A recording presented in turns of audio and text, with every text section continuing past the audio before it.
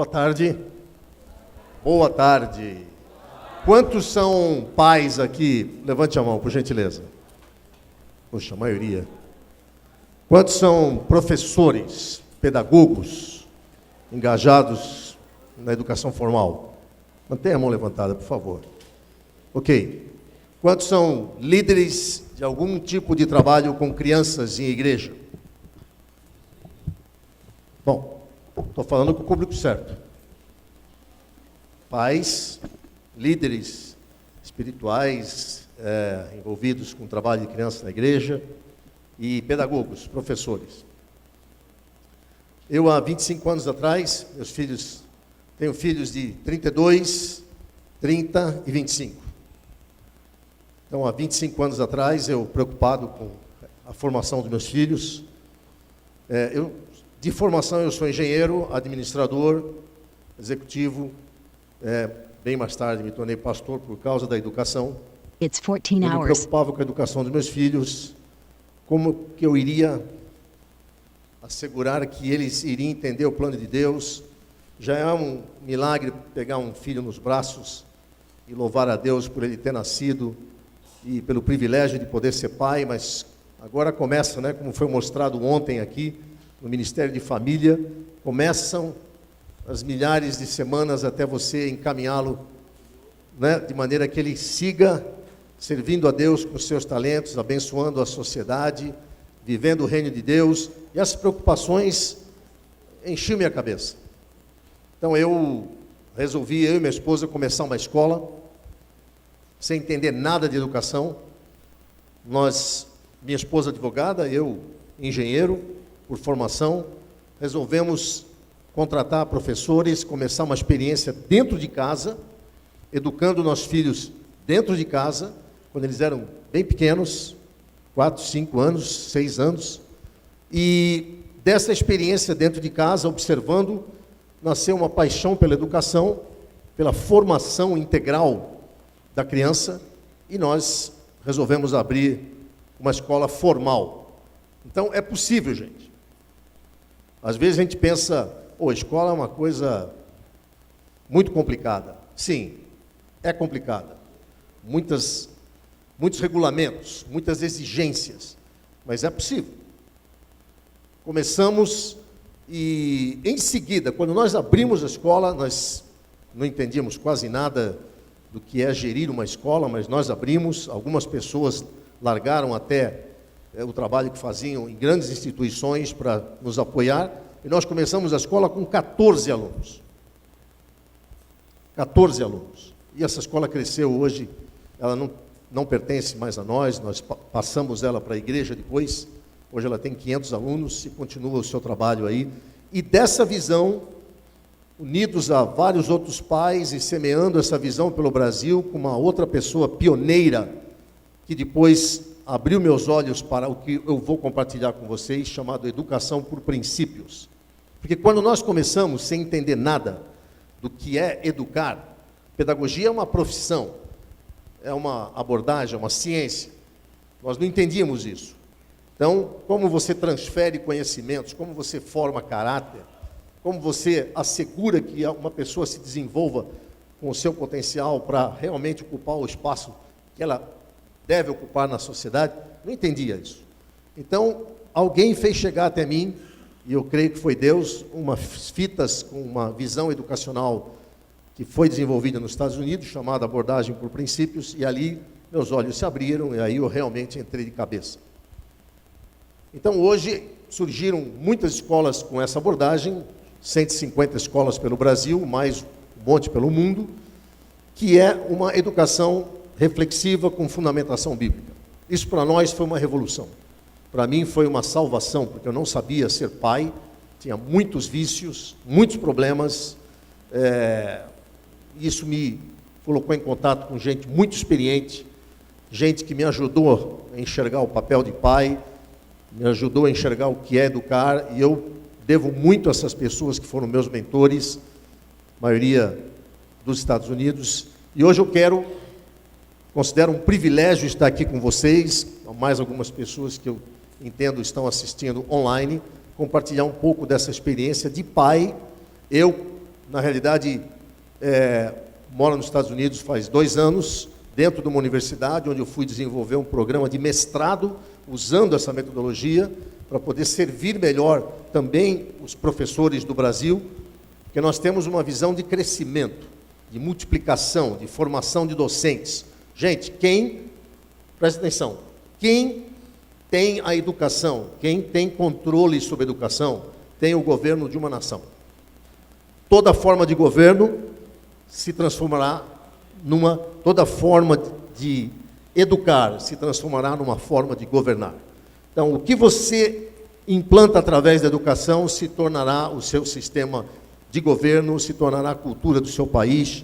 Então, é muito poder, é muita implicação de vida para que a igreja, para que você que abraçou uma filosofia de vida que é radical, que tem absolutos que vêm de Deus e a sua palavra, é muita responsabilidade para que nós, como igreja, como pais, como educadores, como pastores, não nos envolvamos com isso. Então, eu estou compartilhando com vocês, eu fiquei transtornado quando meus olhos começaram a se abrir. Eu era executivo e me joguei de cabeça nisso, coloquei minhas finanças nisso, minha esposa largou a advocacia, foi ser pedagoga, minhas filhas se envolveram com pedagogia, foram ser psicopedagogas e a família foi chacoalhada com isso. E pela graça de Deus, tenho podido conviver com pessoas que abraçaram isso, têm dado a vida por isso, estão escrevendo, estão produzindo teses, estão se formando em mestres e doutores, e nós cremos que isso será uma revolução para o bem. Amém? Então, se você é pedagogo, se você é pai, isso tem tudo a ver com você. Se você está à frente de uma igreja, se você tem responsabilidade com crianças, tem tudo a ver com a sua atividade, com o seu chamado. Muito bem. Essas são alguns pilares que mexeram comigo. Os filhos são herança do Senhor. A palavra diz, e o fruto do ventre, o seu galardão. Então, nós, na realidade, estamos recebendo, como mordomos, algo que pertence ao Senhor, os filhos. Então, nós sabemos que Ele nos confia isso. Quando nós fazemos a consagração dos filhos na igreja, o que nós estamos fazendo é simplesmente reconhecer isso. Senhor, pertence a Ti, me dá graça para ser capaz de educá-los. E, se nós cuidarmos da herança do Senhor, esse mesmo versículo diz, eles serão bênção. A herança do Senhor, galardão do Senhor para a tua vida. Continua. Salmo 78, 5 a 8 fala, ensina os filhos, ensina a próxima geração. Esse texto é fantástico. Ele fala muito do que nós estamos comentando aqui.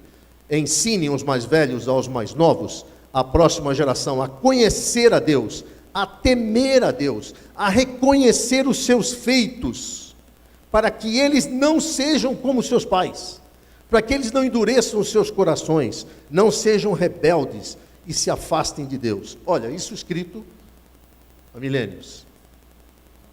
Então, nesse texto nós vemos, além dos filhos serem minha responsabilidade como herança do Senhor, eles também são responsabilidade de uma geração para com a próxima. Ou seja, nós todos somos responsáveis pela próxima geração. Os seus filhos são minha responsabilidade. Os meus filhos são responsabilidade de vocês, se nós estamos convivendo dentro de uma comunidade. E por último, a igreja foi comissionada a fazer discípulos. E Jesus deu uma ordem claríssima, que na realidade é a missão da igreja: evangelizar e discipular. Evangelizar é conquistar pessoas para a escola de Deus, visando que elas aprendam todas as coisas que Ele nos ensinou. Então, no fundo, a jornada da vida cristã é um discipulado permanente. No fundo, todos nós estamos aprendendo, quer você seja pai, quer você seja filho nesse momento, todos nós estamos aprendendo a ser filhos de Deus como Jesus. Então, todos estamos matriculados numa escola, todos estamos aprendendo, e a grande missão da igreja é recrutar discípulos do Senhor. Então, a educação não tem jeito, tá? nos acompanha permanentemente. Não é responsabilidade de algumas pessoas, de algumas instituições, não, ela é responsabilidade nossa como pais, como uma geração para com a próxima, e responsabilidade nossa como igreja. Muito bem. Primeira coisa que a gente tem que pensar quando a gente fala em educação, e isso eu aprendi nessa longa jornada que eu não sabia. Primeira pergunta que você faz é: qual é a filosofia que embasa essa educação? Não existe educação neutra. Não existe educação neutra. Eu vou colocar meu filho na escola e lá eles ensinam com uma base laica, totalmente neutra. Ali não existe nenhum viés religioso ou de credo. Ali o interesse é apenas formar alguém academicamente preparado para vencer na sociedade. Não existe isso. Toda educação, já que educação implica formação, já que educação implica, de alguma maneira, entender a vida e o seu propósito e como eu participo dela, existe uma base filosófica por trás. Então, se a educação vai ser uma educação dentro de uma visão cristã, ela tem que ter uma filosofia bíblica, porque a Bíblia é o livro que rege a nossa fé. Então, uma educação cristã, uma educação dentro de um contexto cristão, ela tem que ter uma filosofia bíblica. Ou seja, por que eu vou educar? Para que eu vou educar? Eu lembro que o que me aterrorizou quando eu comecei a procurar escola para meus filhos, estou falando de 25 anos atrás, gente. Eu sei que a coisa piorou muito de lá para cá. Mas quando eu fui procurar e visitar as escolas do bairro, então eu já me assustei com os cartazes mostrando preservativos e mostrando relação sexual em classe de crianças de ensino fundamental. Eu falei, meu Deus, o que é isso? Precisa? Não, é bom, é preventivo. Temos que ensinar todas as coisas e chamar os alunos de pestinhas e desenvolver um pensamento crítico para criticar tudo na sociedade. Aquelas palavras não batiam com a minha filosofia cristã. E hoje está muito pior. Estamos falando de destruição da família tradicional, identidade de gênero e coisas que vocês conhecem. Então, se você tem uma filosofia bíblica, você precisa, de alguma maneira, transferir isso para os seus filhos. E não adianta dizer, não, meu filho, eu tive um colega de trabalho que dizia, não, meu filho vai fazer a escolha dele. Então eu exponho ele a todo tipo de coisa. Então para que precisa de pai? Se você vai expor o filho a tudo para que ele decida quando ele não tem sequer essa capacidade, não precisa de pai. Gente, a responsabilidade que nós teremos perante Deus, cada um de nós, é prestar conta dos filhos que Ele nos confiou. E como sociedade, vamos prestar contas da próxima geração. Então, se a minha filosofia é bíblica, eu vou educar meu filho dentro de uma filosofia bíblica. Preciso entender o que é uma filosofia bíblica. Segundo, a criança não é perfeita. Até dá vontade de achar que é. Quando você pega aquele bebezinho, né? Quando eu peguei meu primeiro filho, a minha esposa, então, é apaixonada por criança, apaixonada. Para ela, trabalhar num berçário é mais importante do que qualquer outro trabalho. Tenho dificuldade de entender isso, mas ela sente que isso é, de alguma maneira, um ministério que transmite também vida e amor. E amém. Graças a Deus por pessoas que cumprem esse ministério. Mas a criança, quando ela começa a se desenvolver, ensinada direitinho ali, na palavra, né, cultinho, princípios, exemplo, ela vai mentir, em algum momento ela vai manipular, vai brigar, vai ser egoísta. Você começa a ver os traços da natureza pecaminosa da criança. Gente, eu fui criado numa família evangélica, muito radical. Eu lembro quando eu falei o primeiro palavrão, tinha 6 anos de idade. Eu entrei em crise, eu me escondi debaixo da escadaria do prédio, nós morávamos, eu comecei a chorar, eu percebi que eu tinha pecado, tinha 6 anos. Então a criança é pecadora, embora ela tenha a imagem de Deus nela, ou seja, está ali, preciso trabalhar para que essa imagem de Deus se manifeste com todo o seu valor. E a educação, se você pudesse resumir, mas qual o objetivo dessa educação? Produzir indivíduos competentes e de caráter. Por exemplo, nosso país. Tem muita competência no nosso país. Nós exportamos competência, mas tem muita falta de caráter. O caráter destrói uma empresa, destrói uma família, destrói uma nação.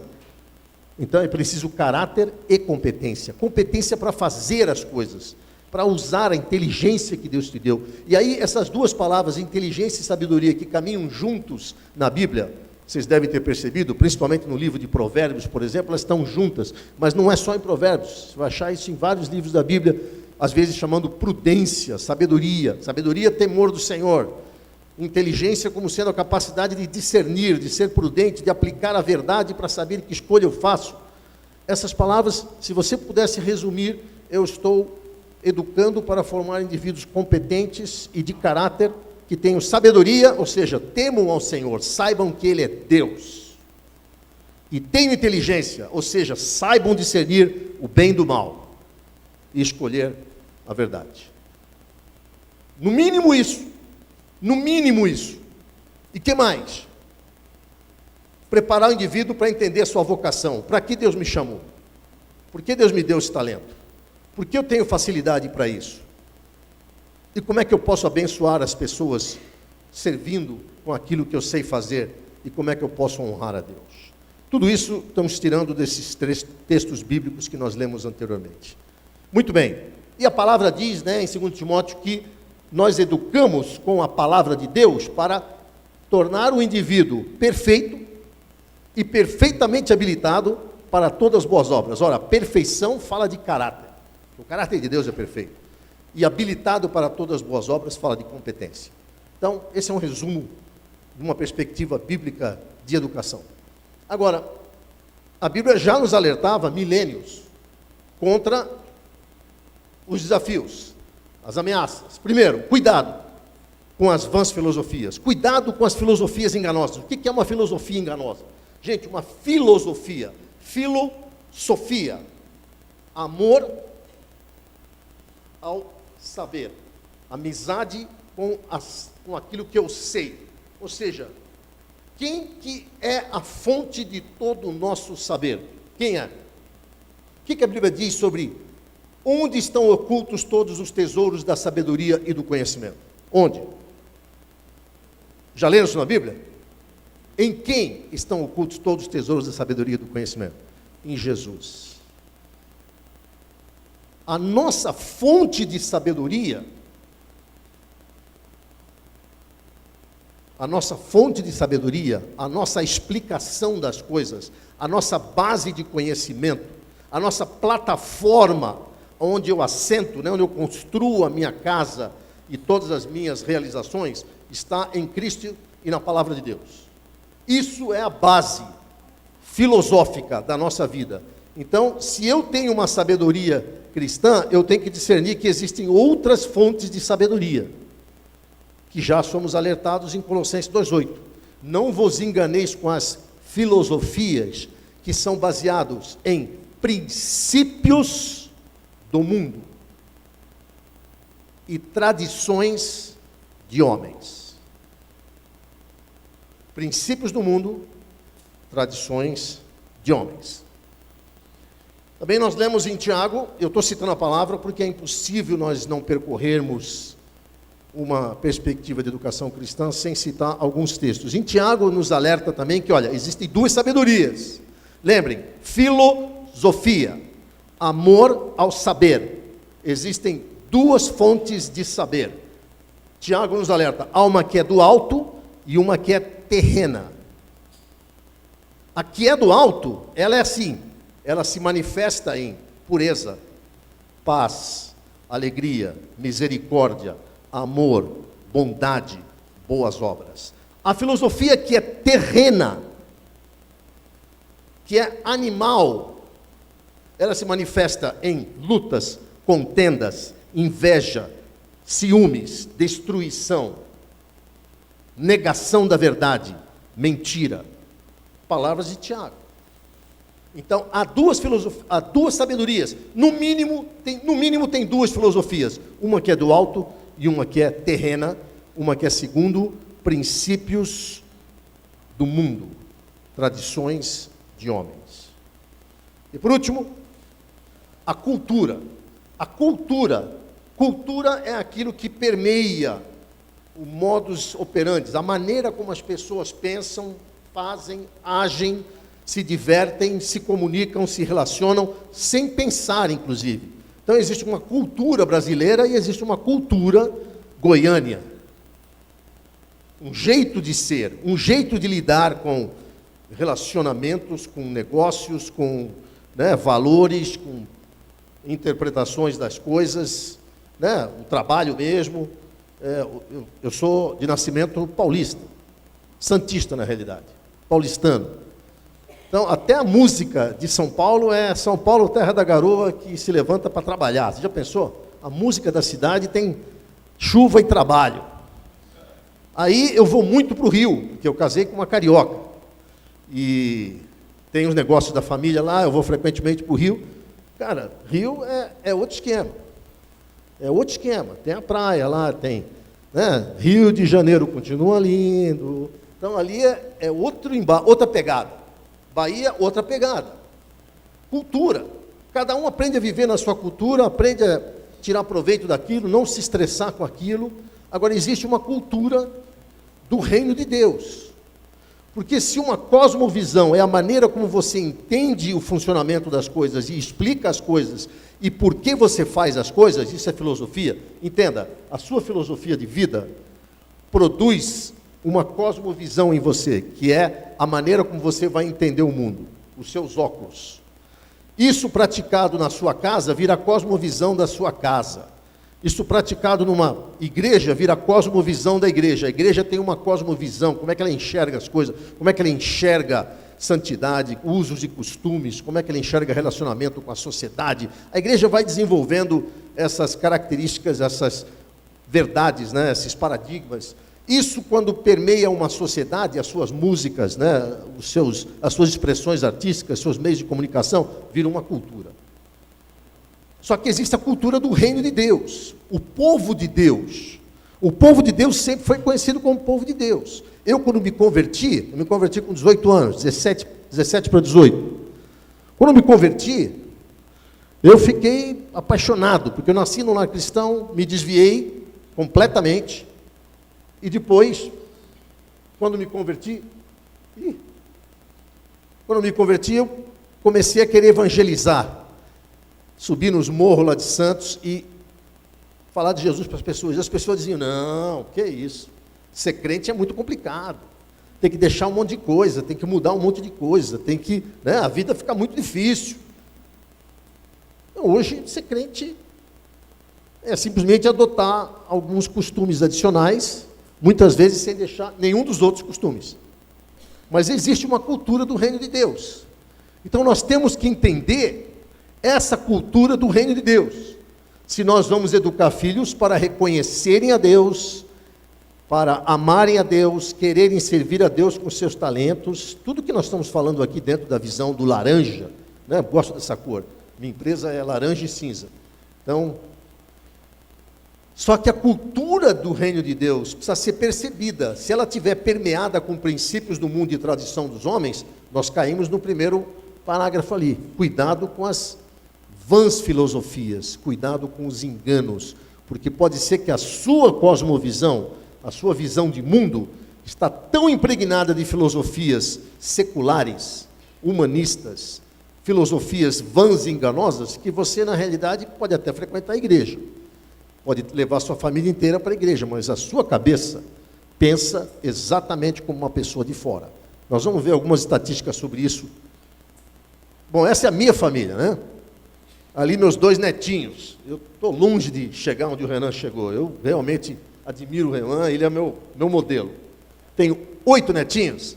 9, meu Deus, perdi de longe, não dá mais. 9 netinhos, eu tenho 2.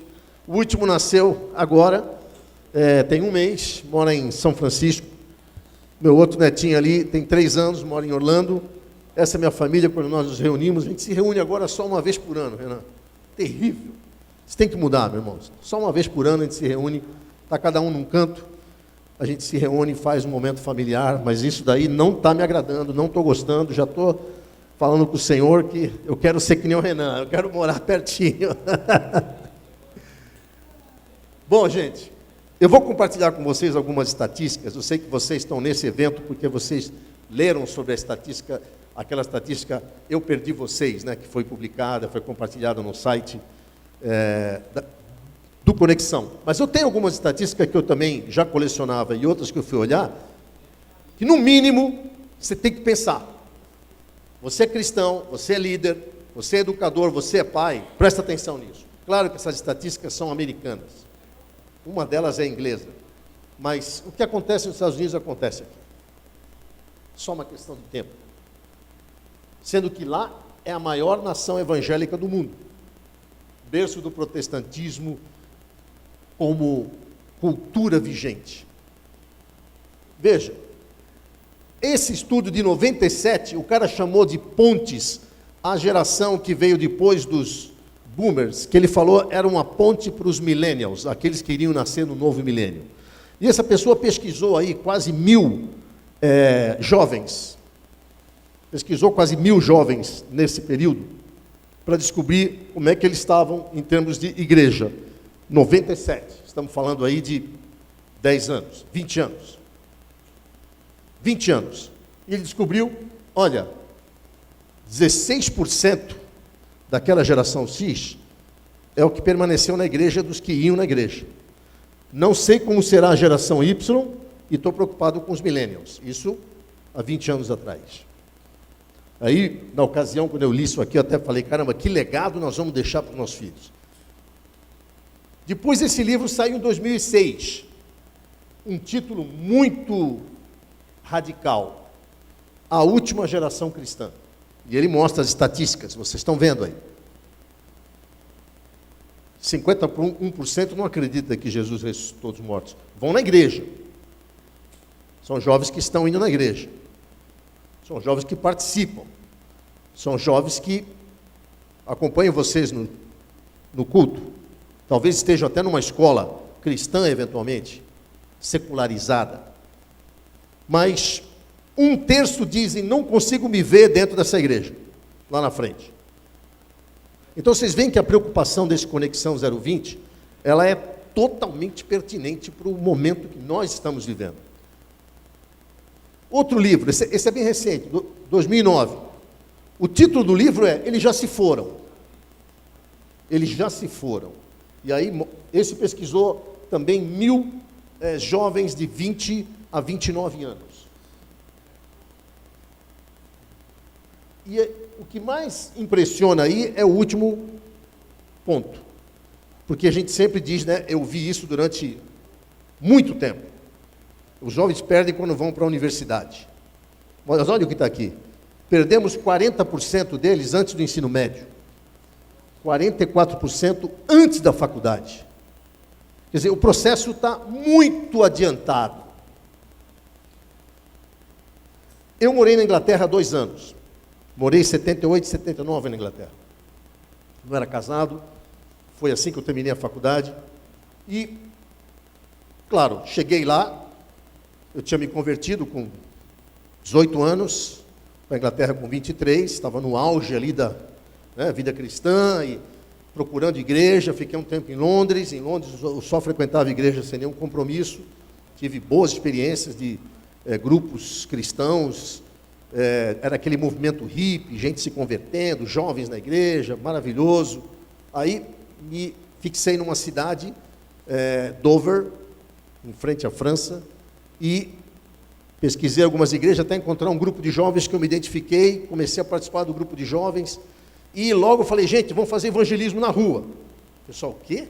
Aqui ninguém faz isso. Como não? Evangelismo na rua. Distribui folheto. Falar de Jesus. Não, aqui não existe isso, cara. Isso não funciona aqui. Estamos falando de 78. 40 anos atrás. Falei, não, nós vamos fazer. Eu vou fazer. Se vocês não querem, eu vou sozinho. Aí, 2 ou 3 lá. Bom, cara, se você acha que funciona, vamos lá, né? Escolhi uns folhetos bacanas. Vamos para a rua. Eu estava acostumado com o Brasil. O cara dizia, é difícil, né, crente, mas eu admiro muito. Não, me dá aqui o folheto, vou ler, vou levar para a patroa e tal. Estava acostumado com isso. Ou então até a pessoa pedir para você orar. Mas lá, 40 anos atrás, as pessoas pegavam o folheto na minha frente e rasgavam, jogavam no chão. Ou então diziam, raivosamente, o que você está fazendo aqui, cara? Volta para o teu país. Por que você vem aqui querer falar de Jesus? Está perdendo o seu tempo. Eu nunca tinha visto isso. E eu frequentando as igrejas, eu via que não tinha jovens. Aquela que eu estava, por acaso, tinha um pouquinho mais. Mas algumas que eu frequentava, literalmente, não tinham jovens. Eram só idosos. Eu falei, gente, o que está acontecendo com esse país? Não é possível, isso aqui foi aqui teve um avivamento, aqui teve berço de reforma, e o que houve? O Brasil foi evangelizado a partir da Inglaterra, da Escócia. O que aconteceu com esse país? Olha essa estatística. Menos de 7% das pessoas vão na igreja hoje. Menos de 7%. Vamos analisar a história, o que houve com esse país? Eles perderam uma geração. Então, milhares de igrejas viraram boates, cinemas, supermercado, conjunto residencial. Milhares. Isso não é só Inglaterra, em muitos lugares da Europa, mas na Inglaterra eu vi isso. Depois eu voltei alguns anos depois, e eu senti alguma coisa muito diferente do que eu vivia no Brasil, que eu não estava discernindo naquela ocasião. E está aqui. Uma geração foi descuidada. A igreja não prestou atenção nas crianças, não prestou atenção nos jovens. A igreja continuou fazendo as suas rotinas religiosas. Quando percebeu, tinha perdido uma geração. E quando fica um vácuo de uma geração, é muito difícil recuperar. Porque cavou um buraco, é um sopro de morte que passa. Gente, nos Estados Unidos, nós estamos vendo isso. Aí algumas pessoas tentam explicar o que está acontecendo. Um dos livros que tenta explicar é a juvenilização do cristianismo americano. E antes disso tinha saído um outro livro, esse é bem recente, 2012. Esse cara falou o seguinte, é um pastor. Falou, gente, sabe o que aconteceu? Nós transformamos a nossa igreja, para não perder os jovens, nós fizemos a igreja virar um lugar jovem. Então, música, dança, programa de jovens, cinema, todo mundo meio juvenil, todos os programas são juvenis, juvenil. A igreja começou a perder a seriedade. Numa de manter os jovens, nós nos desfiguramos, nos infantilizamos e fizemos uma igreja que só existe para prestar serviço, em departamentos, como vocês falaram ontem no Laranja, departamentos para ter a brincadeira, o jeito, a palavra de cada um, sem se preocupar com engajar essas pessoas, sem se preocupar com o que nós estamos produzindo, como é que eles vão depois serem pais de família, como é que eles vão manter essa visão, esse ministério, enfrentar o mundo é sério, o mundo está complicado. E antes desse pastor, já tinha saído um livro escrito por uma judia, Diana West, que é, gente, cadê os adultos? Todo mundo está infantilizado. Tem mais gente assistindo desenho animado do que assistindo programa de adultos. As pessoas gastam um tempo absurdo em games. Os homens se vestem cada vez mais como moleques e brincam com os filhos. As mães estão mais preocupadas em se enfeitar, ser atraentes, dançar. Isso dito não por um cristão. Qual é a capacidade nossa como país de resistir às ameaças, como cultura e como nação, para garantir algum futuro para os nossos filhos? Cadê? Isso uma escritora não cristã falando. E esse pastor dizendo, estou vendo isso dentro da igreja. Opa, cresceu aqui. Muito bem. Trazendo para dentro da educação. Então veja, o que nós estamos falando, essas ameaças que nós estamos sentindo, elas são reais. Elas são reais. Gente, eu tenho filhos, 32, 30 e 25. O que eu falava para meus filhos que ia acontecer, quando eles eram pequenininhos, aconteceu. O que eu via acontecer na vida dos meus amigos, na vida dos meus próprios filhos, graças a Deus meus filhos estão com o Senhor, mas as lutas que eles enfrentam, especialmente meu filho que mora em São Francisco, como ele sofre para manter uma visão cristã conforme ele recebeu, gente, Até comentei com o Renan, fui aconselhado por um mentor meu que disse: Rinaldi, você pensa que você vai casar o filho e vai então poder se dedicar à obra e esquecer? Não dá mais, meu irmão. Hoje o mundo está tão complicado que você vai ter que continuar ministrando na vida dos teus filhos e ministrando na vida dos teus netos. Não dá.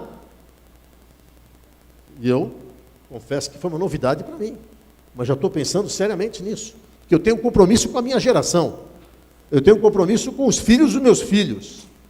Não adianta eu ganhar o mundo inteiro e perder minha casa. Então veja, nós temos uns parceiros de educação nos Estados Unidos, gente com quem a gente caminha há 25 anos. Esse Instituto Neemias é um pessoal muito sério. Hoje eles têm um escritório em Orlando, onde eu moro, e esse Instituto Neemias, ele faz algo maravilhoso, que eu queria trazer para o Brasil. Eles, há 25 anos, eles pesquisam a amostra de alunos de ensino médio e high school, né, que é o ensino médio e o junior school, middle e high school. Então, é o Fundamental 2 e o ensino médio. Eles pesquisam há 25 anos a amostra de alunos em 3 tipos de escolas: escolas públicas, escolas cristãs tradicionais e escolas cristãs que têm uma cosmovisão cristã de educação, ou seja, trabalham com princípios cristãos no ensino. São escolas parceiras nossas dentro da visão de educação por princípios. Eles fazem isso há 25 anos.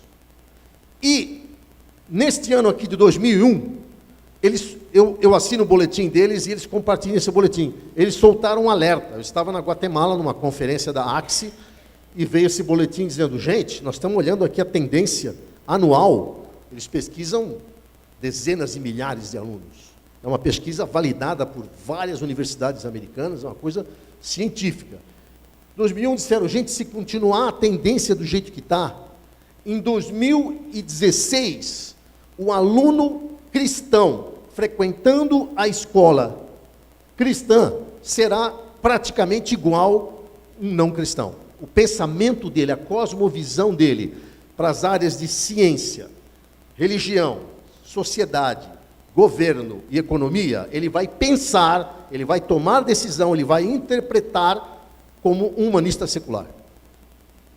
Uau! E aí, em 2008, eles mostraram esse gráfico. Esse é o gráfico que eles publicam. Aqui, o que você está vendo? O que você está vendo aqui? Você está vendo aquela linha azul? A linha vermelha separa a visão bíblica, ou seja, a pessoa pensa, ela analisa a vida na sociedade, na família, na religião, na economia, no governo, ela analisa biblicamente. Entre as duas linhas vermelhas, ela tem uma filosofia moderadamente cristã. E abaixo da última linha vermelha, ela é secularizada, ou seja, não tem nada de Bíblia. Esquece. Essa pessoa pensa mundanamente, secularmente. Não existe referencial bíblico nas tomadas de decisão dessa pessoa. Muito bem. A linha preta são alunos frequentando escolas cristãs tradicionais. Todos os 3 são alunos cristãos de famílias cristãs. A linha vermelha são alunos cristãos frequentando escolas públicas. E a linha azul são alunos cristãos frequentando escolas com uma cosmovisão, uma filosofia cristã bíblica. E eles disseram o seguinte: escuta, não vai precisar nem chegar até 2016, em 2008 nós já chegamos lá. Esses alunos frequentando escolas tradicionais de famílias cristãs ou frequentando escolas públicas estão secularizados, eles não veem mais diferença em como o mundo funciona. Então, essa pesquisa foi feita, ela vem sendo feita e já está em 70 mil alunos. Em 2008 já eram 70 mil alunos. É algo que, como geração cristã, como líder cristão, você tem que pensar: peraí, o que eu estou fazendo em relação a isso? Qual é a minha responsabilidade? Eu vou esperar ver o que vai acontecer para vivenciar o que a Inglaterra vivenciou? Ou para vivenciar dentro da minha casa o que eu estou vendo nas famílias que a gente, como pastor, acompanha, como eu fui dono de escola, né? Quando você é dono de escola, você sabe da vida de todo mundo. Veja, Existe uma visão bíblica e uma visão psicológica. Se você vai educar dentro de uma visão psicológica, você vai educar a criança pensando, né, de fora para dentro. Daqui. A criança é uma vítima, a criança precisa ter autoestima, a criança precisa, né, ser protegida, a criança precisa ser respeitada, ela precisa desenvolver o seu conhecimento, ela se dispor a aprender, tudo ela. E o que nós estamos vendo são professores cada vez mais estressados e a educação se tornando cada vez mais impossível dentro da sala de aula. A educação bíblica é o contrário, é discipulado. Eu vou educar você. Eu tenho responsabilidade como educador sobre a sua vida. E eu vou educar você, e eu sei que você tem tendência para o mal. Então eu vou discipliná-lo, vou corrigi-lo.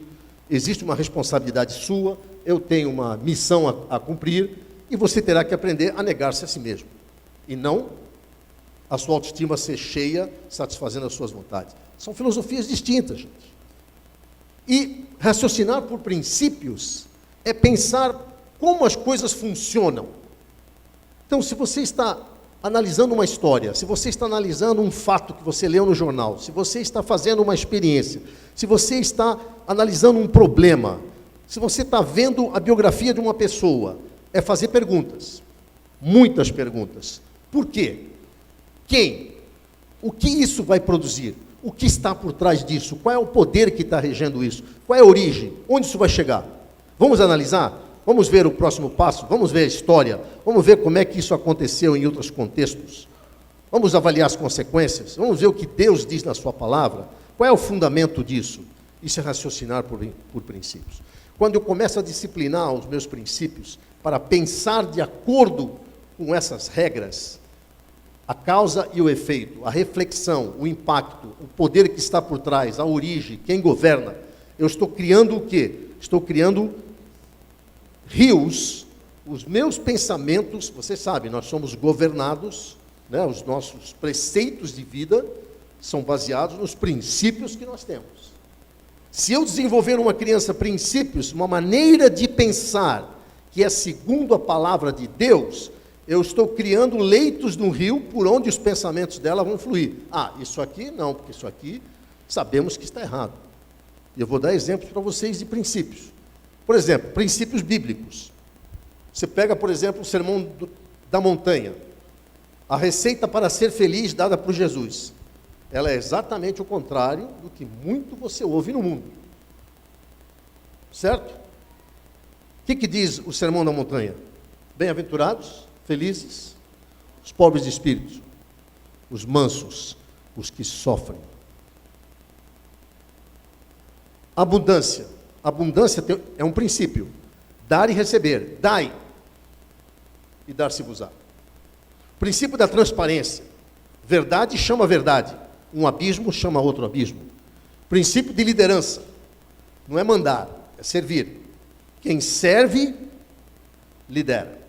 Porque quanto mais eu servir, inclusive Salomão chamou seu filho, Reoboão, só vou te dar uma dica, está morrendo, como é que você vai liderar esse povo? Sirva o povo. E eles vão, seja homem. Reoboão falou, beleza. Aí foi se aconselhar com os mais velhos. Os mais velhos confirmaram, sirva o povo, e o povo vai te seguir. Ele falou, mas não gostei. Servir não fica bem para um rei. Vou falar com a galera. Chamou a galera, e aí galera? Disseram que é para servir o povo. Que servir? Desce o cacete, aperta mais imposto. Diz que o dedo mínimo do seu pai vai ser agora encostado sobre eles. Bom, ele falou, gostei, bacana, fez isso. Em poucos meses ele foi deportado e morto. É um princípio bíblico. Trabalho. Viste um homem diligente na sua obra, será colocado entre os reis. Então existem princípios bíblicos. Se você treina uma criança a pensar de acordo com esses princípios, entender a vida de acordo com esses princípios, você está formando uma cosmovisão cristã. Por exemplo, nos Estados Unidos, que é uma cultura que nasceu de princípios bíblicos, mentir é abominável. Não interessa se você é cristão ou não. é um princípio. Trabalho, a ética de trabalho é um princípio. Não se discute. Princípios de governo, mordomia. Ser fiel no pouco, sobre o muito te colocarei. Princípios de governo, quem não governa a si mesmo, não pode governar a sua casa, não pode governar uma cidade. Se nós praticássemos esse princípio, não tínhamos uma liderança podre, tomando conta de muitas instituições e do nosso próprio poder público. Princípio do crescimento, semear e colher. São princípios de governo. E vale para princípios de conhecimento também. Se você quer aprender música, aprenda pauta, aprenda ritmo. Você quer aprender matemática, aprenda a fazer contas. Aprenda a ordem dos números, aprenda os simbolismos. Quer aprender economia? Aprenda o princípio do lucro, da produção, do mercado. Pensar por princípios. Não é queimar etapas, é fazer o caminho, entender as causas e os efeitos. Quando você é treinado a pensar assim, você olha para as situações com inteligência. E se você teme a Deus, você tem sabedoria, você tem inteligência. O que a EP faz? Ela te ajuda no processo de transformar pela renovação da mente. Um texto que vocês todos conhecem, que nós usamos com jovens. Transformai-vos pela renovação da vossa mente. Se você está renovando a sua maneira de pensar com princípios bíblicos, na matemática, na história, na geografia, em tudo, em todos os conhecimentos, na maneira de olhar a história, de olhar o mover de Deus, de olhar as ciências, de olhar as disciplinas, sabendo que Deus é criador, como Ele criou todas aquelas coisas, como elas se encaixam, quais os princípios que movem todas as coisas de forma integrada, você vai pensando biblicamente, mesmo sem saber. Você vai atender a grande comissão, porque a Bíblia diz que nós devemos, como igreja, trazer cativo todo pensamento à obediência de Cristo. Trazer cativo todo pensamento à obediência de Cristo é pensar com a mente de Cristo, é pensar biblicamente. E promover a cultura do reino. Com essa passagem de Deuteronômio 4, 6 a 8, que povo existe como esse? Que povo tem leis tão justas? Que povo tem princípios tão retos? Que povo é esse que anda entre nós? Eram os outros povos, né? O escritor Moisés aí comentando, os outros povos olhando para o povo de Deus, dizendo, esse povo tem princípios diferentes. Nós precisamos cultivar isso na nossa casa, na nossa igreja, na nossa escola. Estatística dos Estados Unidos. As crianças passam 7 horas por dia conectadas com alguma mídia. 7 horas. Confronta isso com o tempo que você gasta com ele, com o que ele aprende na escola, com o tempo que ele passa na igreja, e veja quem está educando os seus filhos, que princípios estão sendo formados na mente dele. Estou concluindo. Essas algumas estatísticas, eu gosto de estatística porque às vezes ajuda quando a fé balança. Você às vezes, em vez de olhar para a palavra de Deus e obedecer, você precisa de estatísticas para se convencer. Então, aqui tem algumas estatísticas. 90% da mente é formada antes de 3 anos. 85% da sua personalidade é formada até os 6. Os fundamentos de caráter são estabelecidos até os 9. A identidade espiritual, fortemente definida até os 13. E os traços de liderança, que vão determinar o estilo de liderança e a força dessa liderança, são formados até o início, o final da adolescência. Então, gente, não é estranho que apareçam movimentos como esse, Janela 4.14, não sei quantos já ouviram falar. Já ouviram falar? Janela 4.14? É um movimento que mapeou o seguinte, se eu tiver que investir na conversão de uma geração para resistir o mal, é melhor investir dos 4 aos 14 anos, que é onde tem a maior chance de tudo isso que eu mostrei ser alcançado. Então, vou investir de 4 aos 14 anos, que é onde tem a maior oportunidade de evangelismo no mundo. Há 1,2 bilhão de crianças no mundo que precisam ser alcançados. Então, gente, nós não podemos cometer o erro que eu dei o exemplo aqui da Inglaterra. Não podemos perder uma geração, porque o preço vai ser muito alto. E quando você olhar e tiver acontecido, não tem como voltar para trás. Então, eu quero deixar isso com a nossa visão. Nossa visão é essa.